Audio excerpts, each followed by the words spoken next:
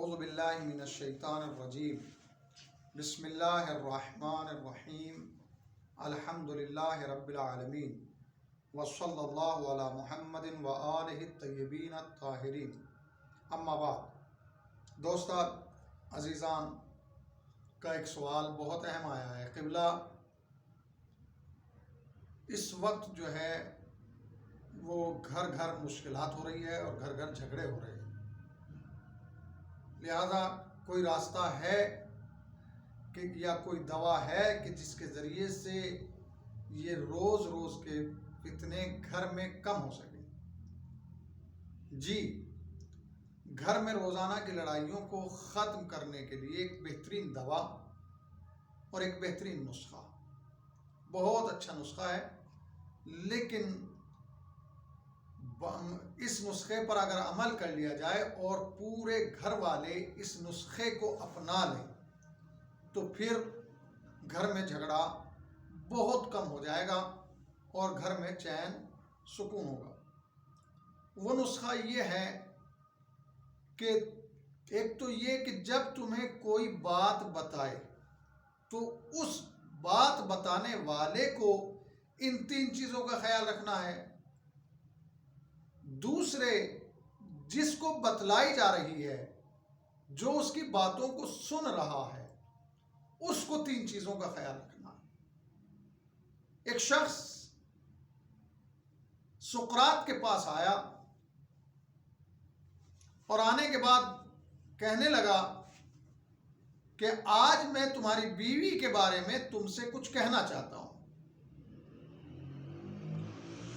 اب آپ کے پاس بھی اگر کوئی آئے کہ میں تمہاری ماں کے بارے میں کچھ کہنا چاہتا ہوں، تمہاری ماں کے بارے میں کچھ بتلانا چاہتا ہوں، تمہارے باپ کے بارے میں کچھ بتلانا چاہتا ہوں، تمہاری بیوی کے بارے میں کچھ بتلانا چاہتا ہوں، تمہاری بہن کے بارے میں کچھ بتلانا چاہتا ہوں، تو 3 چیزوں کا خیال۔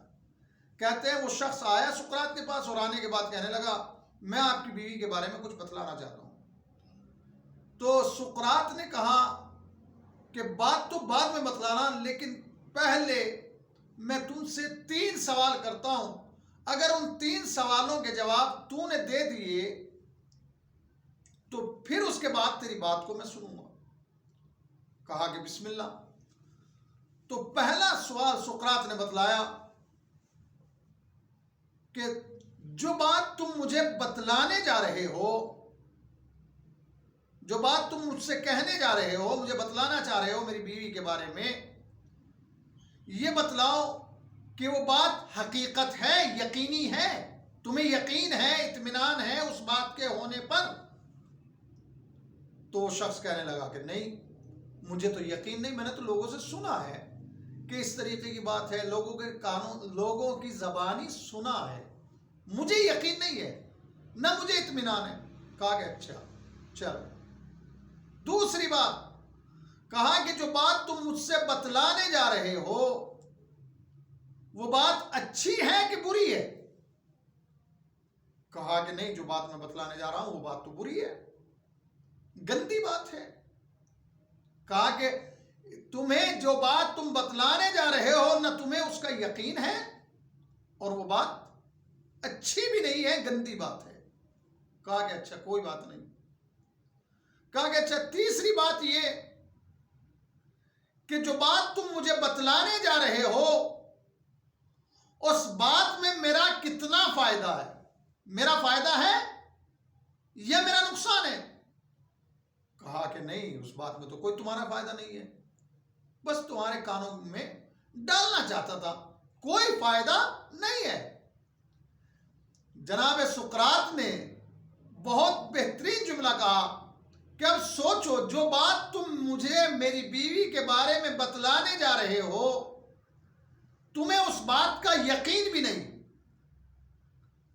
تم کہہ رہے ہو وہ بات اچھی بھی نہیں ہے، تیسرے تم یہ بھی بتلا رہے ہو کہ اس میں میرا کوئی فائدہ بھی نہیں ہے، تو پھر ایسی بات کو سننے اور سنانے سے فائدہ کیا ہے؟ تو میرے دوستو، اگر کوئی آپ کے بارے میں، آپ کی ماں کے بارے میں، آپ کے دوست کے بارے میں، آپ کے بھائی کے بارے میں، آپ کی بہن کے بارے میں ایسی بات سنی سنائی باتیں سنانے آ رہا ہو تو اس سے کہہ دو کہ سنی سنائی باتیں، جب تک تجھے یقین نہ ہو اس بات کا، اس وقت تک اس بات کو مجھے سنانے سے کوئی فائدہ نہیں ہے۔ جب تک میرا اس میں کوئی فائدہ نہ ہو تو مجھے بتلانے میں کوئی فائدہ نہیں ہے۔